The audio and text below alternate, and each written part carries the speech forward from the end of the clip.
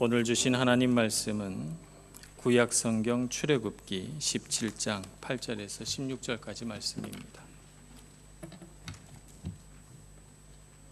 구약성경 108쪽 출애굽기 17장 8절에서 16절까지 말씀,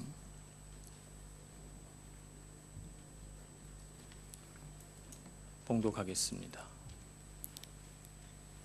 그때 아말렉이 와서 이스라엘과 르비딤에서 싸우니라. 모세가 여호수아에게 이르되 우리를 위하여 사람들을 택하여 나가서 아말렉과 싸우라. 내일 내가 하나님의 지팡이를 손에 잡고 산 꼭대기에 서리라. 여호수아가 모세의 말대로 행하여 아말렉과 싸우고 모세와 아론과 훌은 산 꼭대기에 올라가서 모세가 손을 들면 이스라엘이 이기고 손을 내리면 아말렉이 이기더니 모세의 팔이 피곤하매 그들이 돌을 가져다가 모세의 아래에 놓아 그가 그 위에 앉게 하고 아론과 훌이 한 사람은 이쪽에서 한 사람은 저쪽에서 모세의 손을 붙들어 올렸더니 그 손이 해가 지도록 내려오지 아니한지라. 여호수아가 칼날로 아말렉과 그 백성을 쳐서 무찌르니라. 여호와께서 모세에게 이르시되 이것을 책에 기록하여 기념하게 하고 여호수아의 귀에 외워 들리라. 내가 아말렉을 없이 하여 천하에서 기억도 못하게 하리라. 모세가 제단을 쌓고 그 이름을 여호와 니시라 하고 이르되 여호와께서 맹세하시기를 여호와가 아말렉과 더불어 대대로 싸우리라 하셨다 하였더라. 아멘. 찬양대의 찬양을 하나님 앞에 올려드리겠습니다.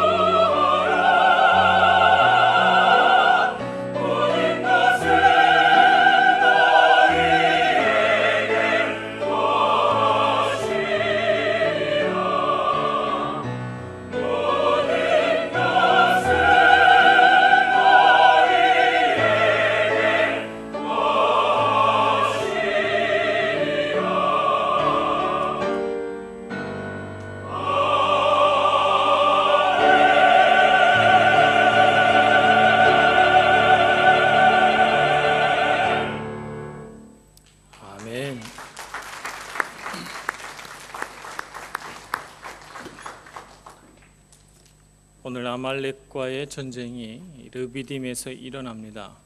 기억하실지 모르겠습니다만 르비딤에서는 한 가지 사건이 있었지요. 하나님의 백성 이스라엘이 물이 떨어져서 하나님 앞에 불평하기 시작합니다. 물이 없어서 고통받으니까 물을 달라는 건데, 사실은 물이 없어져서 고통받는다는 것 이면에 한 가지가 더 있었죠. 하나님께서 우리와 함께 계신가 안 계신가 하는 것을 알기 위하여 하나님을 시험한 사건이 바로 르비딤에서 벌어집니다. 그래서 물을 달라 해서 정말 하나님 물을 주시나, 정말 하나님 우리 곁에 계신가라고 하는 것을 알아보기 위해 하나님이 백성을 테스트한 게 아니고 백성이 하나님을 테스트하는, 정말 성경에서 보기 드문 장면이 벌어진 것이 바로 르비딤입니다. 근데 이곳에서 이제 전쟁이 일어나게 됩니다. 목이 말라서 막 갈급한 상황이 지나가자마자 아말렉이라고 하는 족속이 쳐들어오죠. 그래서 그들과 전쟁을 하게 됩니다. 이 아말렉이라는 족속은 사막을 본거지로 해서 살아가는 민족입니다. 아말렉 족속에 대해서 보고한 이 성경 구절이 잘 없기 때문에 몇 구절 안 됩니다만, 신명기 25장에 보면 17절 18절 말씀에 이들이 어떤 방식으로 이스라엘 백성을 괴롭혔는지가 나와 있습니다.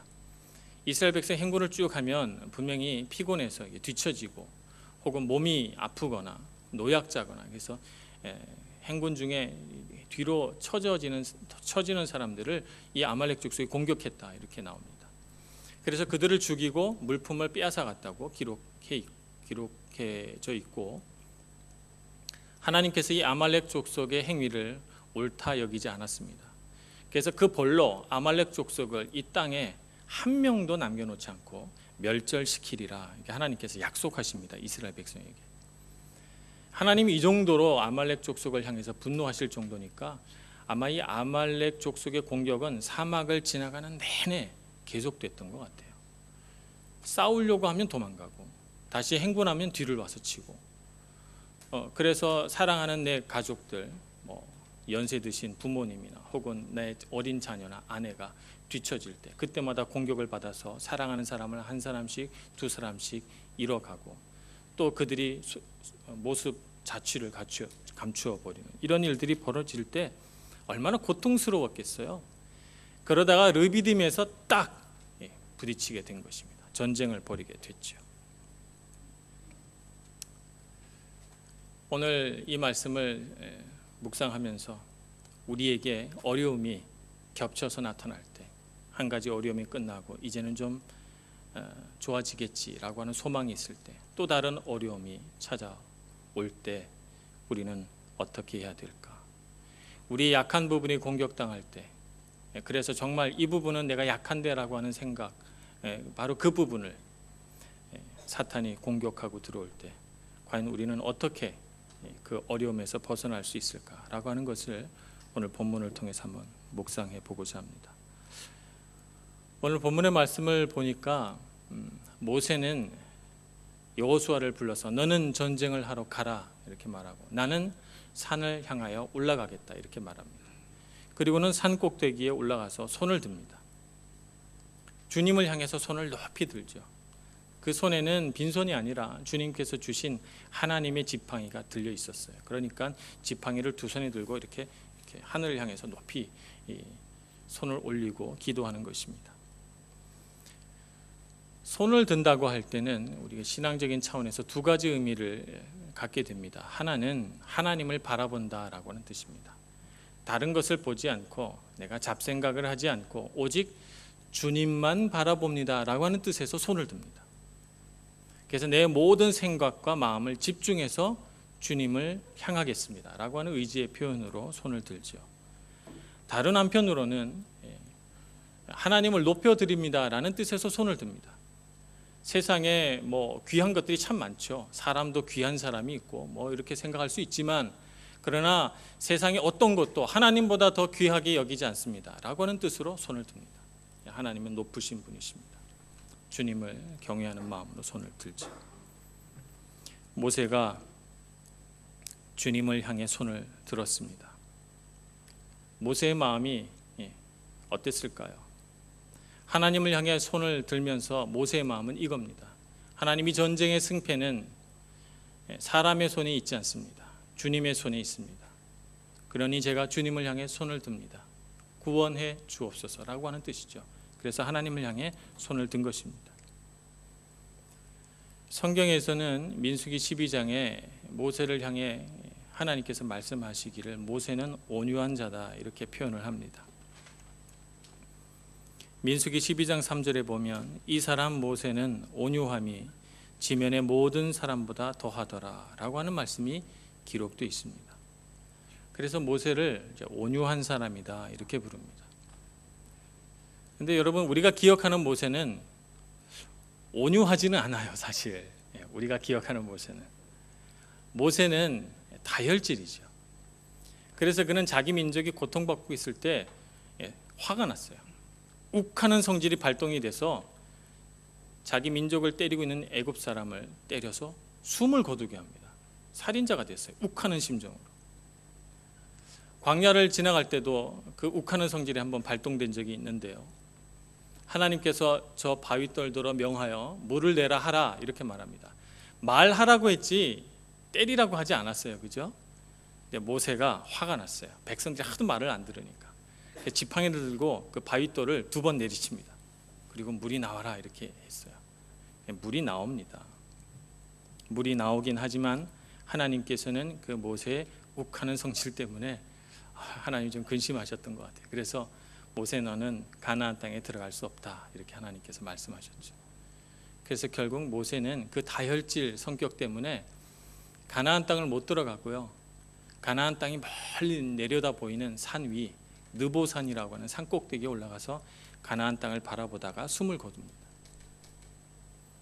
이렇게 모세는 다혈질적인 성격을 가졌는데 성경의 다른 곳에서는 모세는 온유하다 이렇게 표현을 합니다. 그러면 도대체 모세의 어떤 면을 보고 하나님이 온유하다고 말씀하시는 것일까요? 온유함이라고 하는 것은 착하다는 것과는 좀 다릅니다. 우리는 온유하다 그러면 사람이 유순하다, 착하다 이런 의미로 종종 생각을 합니다만 온유한 것과 착한 것은 좀 다릅니다. 중국의 어느 나라에 정승이 있었습니다. 이 정승에게는 마부 하나가 있었는데 이 마부는 이 정승이 누리는 그 세도를 등에 업고 아주 그 좀 잘난 체하고 위세를 떨치고 그랬어요. 그래서 이 정승이 이렇게 지나갈 때는 항상 그 앞에 서서 아주 뻐기면서 다녔던 것입니다. 근데 그 마부의 행동이 정말 고통스러운 한 사람이 있었어요. 누구였을 것 같아요? 마부의 아내죠. 마부의 아내가 이를 보고 정말 마음에 그게 너무 걸리는 거예요. 그래서 하루는 남편을 불러서 조심스레 말을 꺼냅니다. 여보, 당신이 모시는 분이 일국의 지상이지만 얼마나 몸가짐이 조심스럽습니까? 저분은 일국의 재상이라고 하더라도 함부로 말하거나 함부로 행동하지 않는데 당신은 아주 천한 신분으로 재상이라고 하는 그걸 신분 그 주인의 그 신분을 뒤에 업고 이렇게 위세를 떨치니 제가 부끄럽습니다. 사람들이 어떻게 생각하겠습니까? 이렇게 아내가 충고를 합니다. 이 마부 남편이 가만 생각해 보니 아내 말이 맞아요. 그래서 다음 날부터 자기 태도를 바꿉니다. 정승이 이제 행차를 하는데 어제하고 다른 거예요. 마부가 아주 겸손해졌어요, 사람이. 그래서 아니 자네 어제하고 태도가 다르니 어쩐 일인가, 무슨 일이 있었나 이렇게 물어보게 됐지요. 그랬더니 마부가 말하기를 제 아내의 충고를 듣고 제가 얼마나 어리석은 생각을 하고 행동을 했었나 제가 알게 됐습니다. 그래서 제가 오늘부터 행동을 고치기로 했습니다. 이렇게 말을 해요. 그랬더니 정승이 아내의 충고에 따라서 자기의 생각과 행동을 고치는 사람이라면 어느 자리를 맡겨도 잘하겠다. 이렇게 정승이 생각을 하고 그 마부의 지위를 격상시켜줬다라고 하는 이야기가 있습니다. 온유하다는 것은 뭘까요? 온유하다는 것은 옳은 충고를 듣고 마음을 바꿀 줄 아는 능력이 온유입니다. 착한 것이 온유가 아니고요. 모세는 어떤 사람인가? 모세는 하나님 앞에 항상 마음을 열어놓고 하나님이 무슨 말씀을 하시든지 자기 마음을 바꿀 줄 아는 능력이 있는 사람이었어요. 그래서 하나님께서 모세를 향해 온유하다 이렇게 말씀하는 것이죠. 예수님께서 겟세마네 동산에서 기도하실 때 예수님께서 이렇게 기도하셨습니다. 하늘 아버지, 제 뜻대로 하지 마시고 아버지의 뜻대로 해 주옵소서. 이렇게 하나님 앞에 기도합니다. 예수님께서 이 땅을 살아가시면서 예수님의 개인적으로 가진 생각을 말하지 않았어요. 하나님께서 주신 생각을 말하고 하나님께서 가르쳐 주신 것을 가르치고 하나님께서 하라 명하신 삶을 살아가기 위해서 예수님은 자기의 전생애를 다 헌신하신 그런 분이시죠. 그래서 예수님은 자기 자신을 어떻게 표현합니까? 마태복음 11장 29절에 보면 나는 온유하고 겸손하니 내 멍에를 메고 내게 배우라 이렇게 말씀하시죠. 나는 온유하고 겸손하니. 이 온유의 뜻은 예수님이 착하다는 뜻이 아닙니다. 예수님이 성격이 유순하다는 뜻이 아닙니다. 예수님도 한 성격 하셨어요. 그래서 성전에서 막 이렇게 장사하고 이러는 걸 보고 예수님이 참지 못하셔가지고 그 자리에서 노끈을 가져다가 이렇게 꼬시죠. 채찍을 만들어서 후려치십니다. 아, 예수님도 성격 보통 아니세요. 그런데 예수님이 뭐라고 말씀을 하세요? 나는 온유하고 겸손하니. 이 뜻은 하나님이 말씀하시면 어떤 생각이라고 바꿀 용의가 있다는 거예요. 예수님 아버지의 뜻을 따라서. 모세가 온유하다라고 하는 뜻은 하나님이 말씀하시면 내 고집, 내 생각, 내 뜻 다 내려놓을 수 있습니다 라고 하는 마음을 그가 갖고 있다는 거예요. 그래서 모세는 온유하다라고 말하는 것입니다. 그래서 우리 신앙인은 이래야 됩니다. 하나님을 향해서는 온유하고 세상을 향해서는 담대해야 합니다. 그런데 가끔씩 반대로 하는 분들이 있어요. 세상을 향해서는 온유하고요, 하나님을 향해서는 담대합니다. 어찌 된 일입니까? 세상의 사람들이 차 샀다 그러면 막 부러워하고요, 어디 돈을 많이 벌었다 그러면 어떻게 벌었냐고 기가 솔깃해서 막 쫓아갑니다. 밥도 사주고 그러면서 듣고 싶어해요. 하나님께 기도해서 응답받았다 그러면 에이 이렇게 말합니다. 예배 좀 열심히 나오세요 그러면 마음이 담대해집니다. 한 주 빠지면 어때? 뭐 이렇게 생각합니다. 담대하죠. 어찌 된 일입니까? 반대로 살아가는 분들이 있어요. 제가 우리 애를 낳기 전에 이제 신혼 시절에 아이가 없다 보니까 우리가 아이 대신 하나님께서 그때는 주실 줄 잘 몰랐으니까 개를 키워보자. 그래서 여러 가지 개들을 공부를 많이 했어요. 저는 사실 개에 대해서 별로 흥미가 없어요. 그런데 이제 개를 키워야 되겠다 이렇게 그때는 생각했기 때문에 코카스 퍼니엘이니 무슨 시추니 연구를 많이 했어요. 그러다가 정말 예쁜 개를 하나 발견했습니다. 시베리안 허스키라고 하는 개를 발견했어요. 생긴 거는 늑대처럼 생겼어요. 눈은 회색이거나 푸른색입니다. 털은 복실복실하고요. 생긴 건 좀 무섭게 생겼는데 얘가 정말 좋은 점이 사람을 아주 좋아해요. 어떤 사람에게도 막 이렇게 꼬리를 치고 사람은 누구든지 좋아한대요. 그런데 이게 이 개의 단점입니다. 도둑이와도 짖질 않는데요. 사람을 너무 좋아해가지고. 그래서 제가 그 개를 키우고 싶다 생각하다가 아이고 도둑이와도 짖지 않는 개를 뭐하러 사나 이렇게 생각해서 그때 포기했던 생각이 납니다. 주인이 개를 데려왔어요. 한 마리를 데려왔는데 그 개가 야 우리 주인 진짜 못됐다. 살찐다고 밥도 조금만 주고 내가 좀 들어누워서 쉬려고 그러면 운동해야 된다고 산책 가자고 끌고 나가고 나는 아무데나 좀 오줌도 싸고 똥도 싸고 싶은데 꼭 화장실 가서 누라고 그러고 가끔씩 불러다 놓고 앉아 일어서 이런 걸 시키고 진짜 우리 주인 못됐다. 그날 저녁에 도둑이 들었어요. 도둑이 문을 싹 열고 들어오더니 이렇게 먹을 걸 준단 말이에요. 야, 이 사람 진짜 좋은 사람이네 이렇게 생각하고 짖지도 않고 열심히 먹고 다음에 또 오세요 이런 마음을 가진다면, 그래서 도둑이 마음대로 훔쳐가도록 놔둔다면 좋은 게일까요? 그렇지 않죠? 이런 강아지 키우고 싶지 않을 것입니다. 하나님 앞에서 우리가 어떤 마음을 가져야 합니까? 하나님 앞에서 때로 하나님께서 우리에게 쓴소리도 하시고, 때로는 우리 마음속에 부담이 되는 말씀도 하시고, 때로는 우리를 나무라기도 하시고, 때로는 우리를 훈련시키기도 하십니다.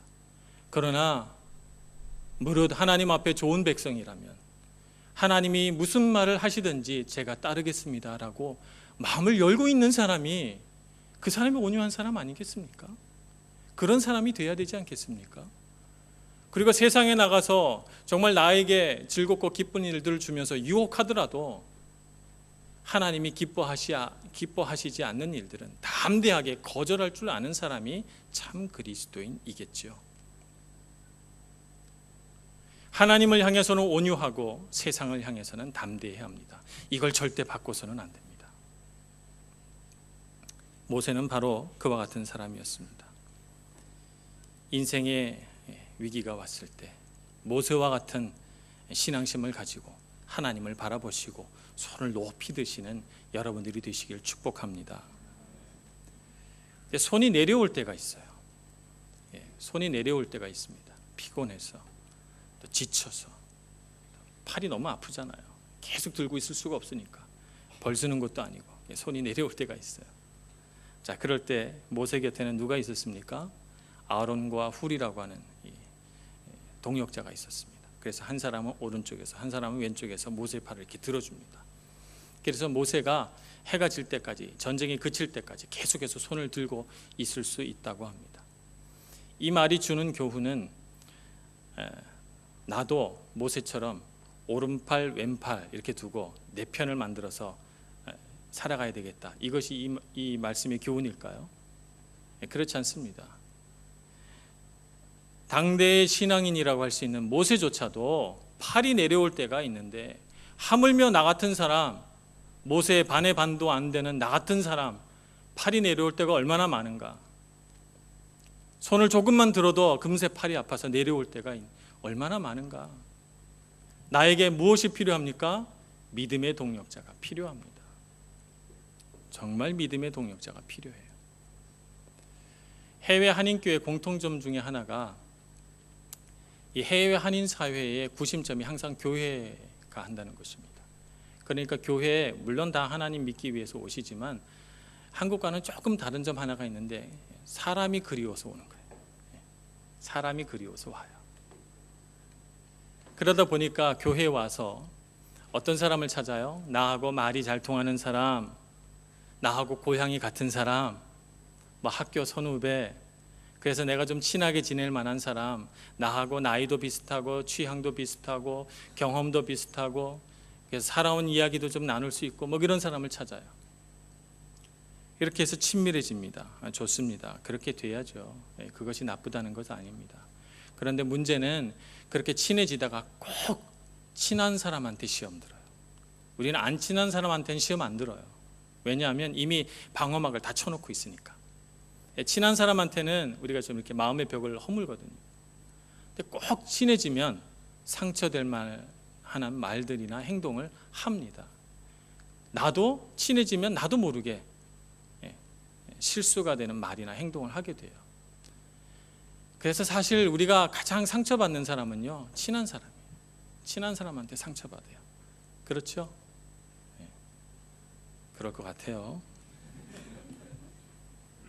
그런데 우리에게는 이런 친한 사람이 필요한 게 아니에요. 여러분 똑똑히 아셔야 됩니다. 우리에겐 누가 필요해요? 믿음의 동력자가 필요합니다.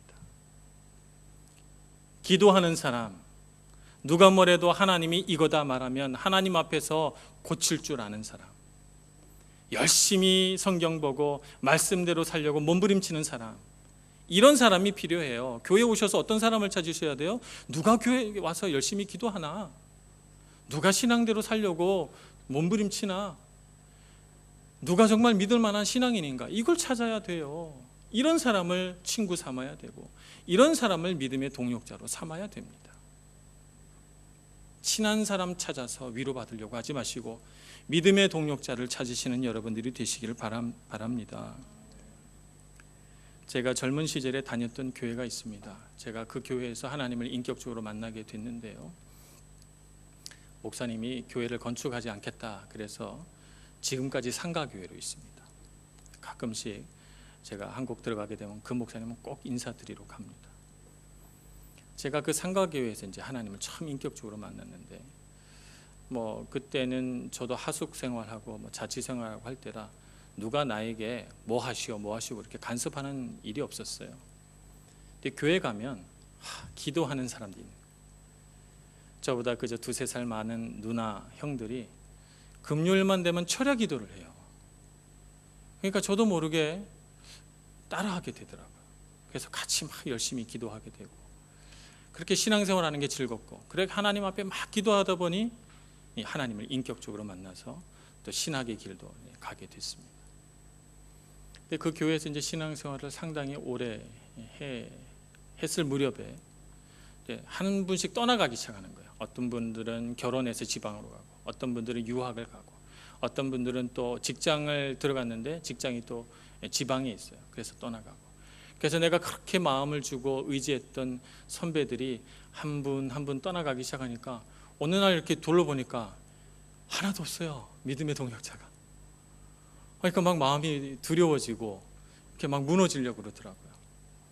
어느 날 제가 금요 철야 기도회 때 기도를 하고 있는데 하나님이 그 순간 제게 말씀하신 것이 있어요. 이제는 네가 믿음의 동역자가 되라. 그렇게 저에게 말씀하시더라고요. 그래서 그때서야 비로소 제 후배들이 보이기 시작했습니다.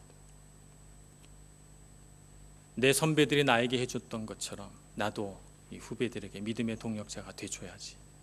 그래서 기도하고 그 친구들이 나에게 와서 도움을 요청하지 않아도 뭐 도울 일이 없나 살펴보게 되고 내가 본이 돼야 되겠다 생각해서 누가 뭐라 그러지 않아도 솔선수범해서 교회 와서 헌신하고 그렇게 했습니다. 교회 와서 이런 실망이 있을 수 있어요. 아니 왜 이 교회는 믿음의 동역자가 없어? 왜 교회 기도하는 사람이 없어? 여러분 누가 기도해야 됩니까? 내가 해야 됩니다. 누가 믿음의 동역자가 돼야 합니까? 내가 돼야 됩니다. 없다고 불평하지 마시고 누군가 필요한 사람에게 믿음의 동역자가 돼서 누군가에게 아론과 훌 같은 사람이 돼주세요. 여러분들이 그렇게 돼줄 때 여러분 곁에 아론과 훌 같은 믿음의 동역자가 많아질 줄로 믿습니다. 오늘 말씀을 보면 여호수아라고 하는 사람이 등장합니다. 창세기로부터 출애굽기 쭉 훑어 내려오면서 사실 여호수아라고 하는 이름이 처음 나오는 곳이 바로 오늘 본문의 말씀입니다. 여호수아라고 하는 사람이 등장하면 보통 성경에서는 사람이 갑자기 이렇게 등장을 하게 되면 소개를 해요. 그의 아버지의 이름은 무엇이고 할아버지의 이름은 무엇이고 지파는 어느 지파에 속했으며 그가 하는 일은 뭐다 이렇게 소개를 해줍니다. 그런데 오늘 말씀을 보니까 여호수아에 대한 소개가 전혀 없어요. 그냥 뜬금없이 등장했는데 모세가 여호수아를 불러 전쟁터에 나가 싸우라 이렇게 말합니다.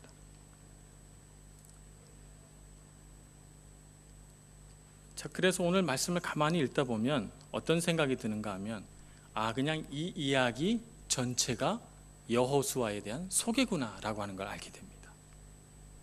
왜냐하면 오늘 말씀에 오늘 14절에 보면 이런 말씀이 등장하기 때문이죠. 14절에 여호와께서 모세에게 이르시되 이것을 책에 기록하여 기념하게 하고 여호수아의 귀에 외워 들리라. 누구에게 외워 들리라고요? 여호수아에게.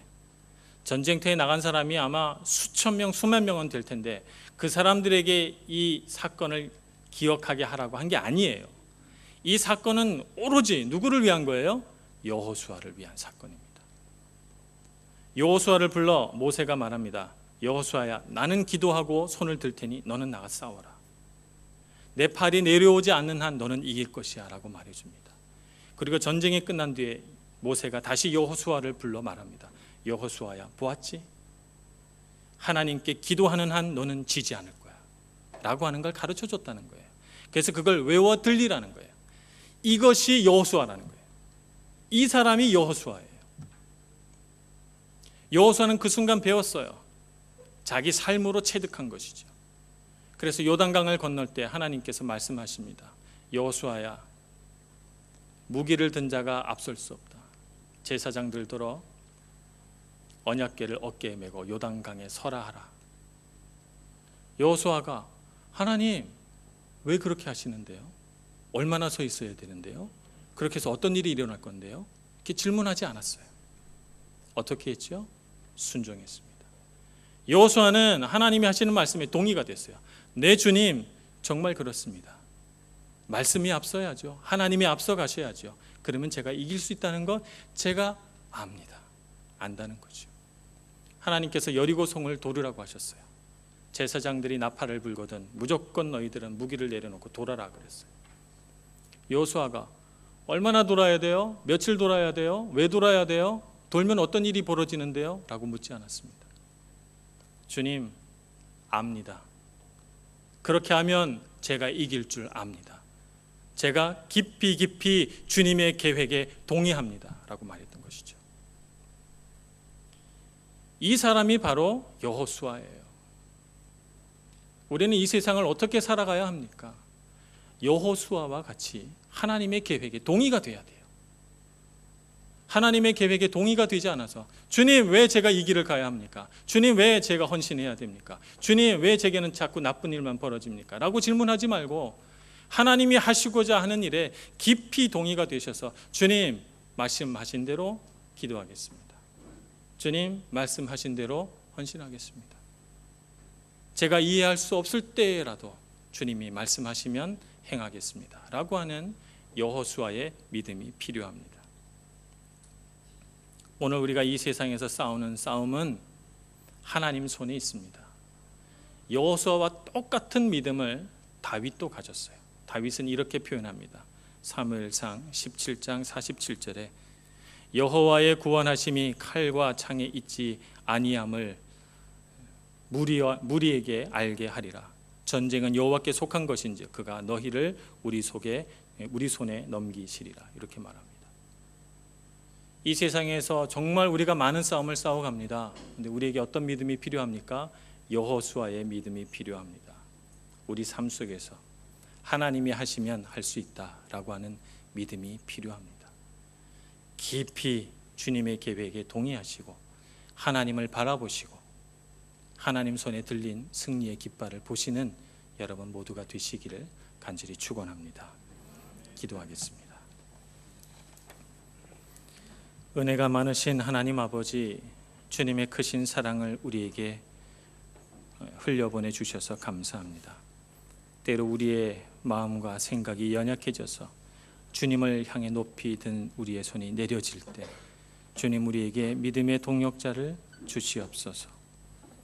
우리로 하여금 하나님을 향해 계속 부르짖게 해주시고 사방이 우겨쌈을 당하여도 정말 이 세상의 소망이 끊어진 것처럼 괴로워도 주님이 하시면 할 수 있다고 믿고 여호수아처럼 용감히 싸우는 믿음의 사람 되게 하여 주시옵소서.